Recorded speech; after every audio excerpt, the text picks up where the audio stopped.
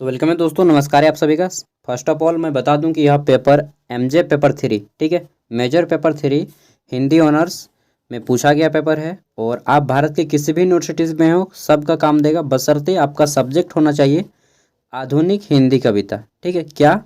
आधुनिक हिंदी कविता छायावाद तक। अगर आपका सब्जेक्ट ये है तो डिपेंड ये नहीं करता कि आप किस यूनिवर्सिटी से हैं। ठीक है, डिपेंड यही करना चाहिए आधुनिक हिंदी कविता आपको पढ़ना है। चलिए देखते हैं आधुनिक हिंदी कविता में किस टाइप से क्वेश्चन आए हैं एमजे पेपर 3। ठीक है, और यह झारखंड के एक यूनिवर्सिटी का क्वेश्चन है जो कि गवर्नमेंट यूनिवर्सिटी है। बहुत सारे यूनिवर्सिटी में अभी तक सेमेस्टर 2 का एग्ज़ाम नहीं हुआ है और यहाँ पे सेमेस्टर 3 का एग्ज़ाम हो चुका है। झारखंड का एक प्रसिद्ध यूनिवर्सिटी है। ठीक है, तो चलिए देखते हैं। 22-26 सेशन में पूछा गया है। Full marks 75, timing 3 hour. और हिंदी में कुछ क्वेश्चन इस टाइप से आए हैं। पहले आपके ऑब्जेक्टिव हैं, ठीक है, और यहाँ पे बोला गया है कि ग्रुप ए कैरी करेगा वेरी शॉर्ट आंसर टाइप, जिसमें से कंपलसरी क्वेश्चन रहेंगे answer 4 and out of 6 subjective type के आंसर हैं। ठीक है, तो चलिए देखते हैं। सबसे पहले ग्रुप ए। ग्रुप ए में पहला क्वेश्चन पूछा गया है कि भारत भारती, ठीक है, के रचनाकार का नाम बताना है। तो दोस्तों, भारत भारती के रचनाकार कौन है? मैथिली शरण गुप्त जी। ठीक है, इसका राइट आंसर हो जाएगा। नेक्स्ट है हमारा स्वतंत्रता कविता के रचनाकार का नाम बताइए। दोस्तों, स्वतंत्रता कविता जो है इन्होंने लिखा है, किसने? तो राम नरेश त्रिपाठी जी ने लिखा है। ठीक है, आगे बढ़ जाते हैं।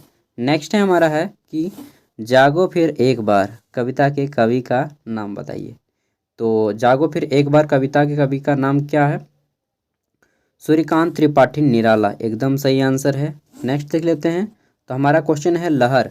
लहर जो काव्य संग्रह है किस कवि की रचना है? तो लहर काव्य संग्रह दोस्तों जयशंकर प्रसाद जी की रचना है। ठीक है, किसकी? जयशंकर प्रसाद जी की।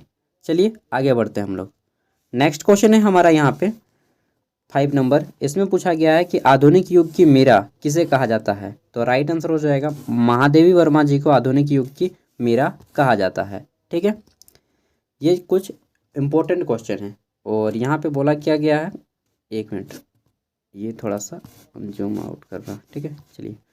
तो देखिए, ये 1 मार्क्स वाले टोटल 5 क्वेश्चन थे और फुल मार्क्स कितना है यहाँ पे आपका? 75। तो 5 तो हो गए आपके मार्क्स, मिल गए 5 अगर आप ये पाँचों बना लेते हैं तो। अब बाकी बचते हैं आपके यहाँ पे 5-5 मार्क्स वाले 2 क्वेश्चन।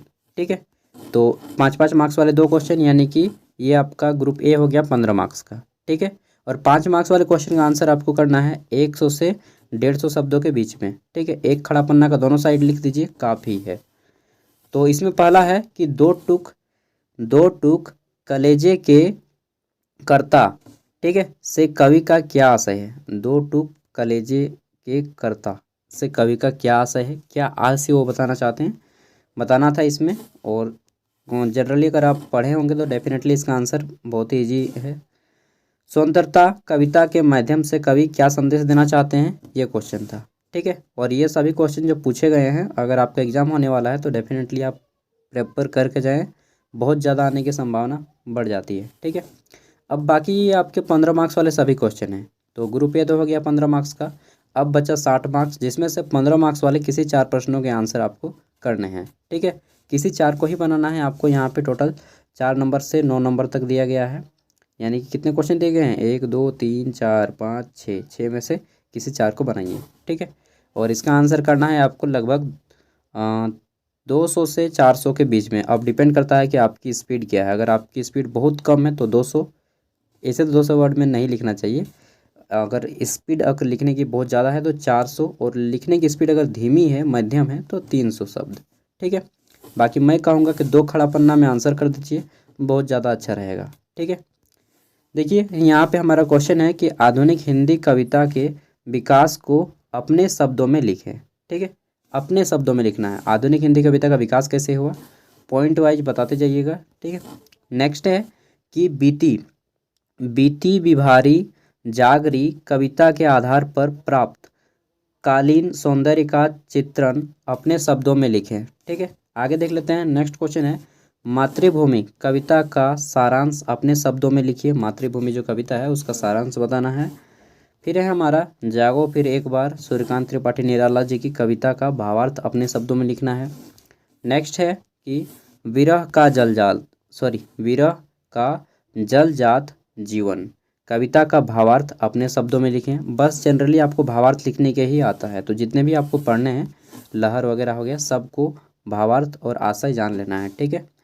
कामना शीर्षक कविता का भावार्थ अपने शब्दों में लिखें, ठीक है। ये कुछ इस टाइप से क्वेश्चन पूछे गए हैं आपके। तो दोस्तों ये थे, और इसका पीडीएफ अगर आपको चाहिए तो मैं वीडियो का डिस्क्रिप्शन में डाल दूंगा, वहाँ से भी आप लोग इसको देख सकते हैं।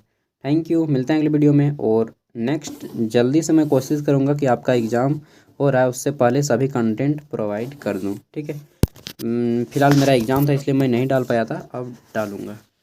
Thank you, bye.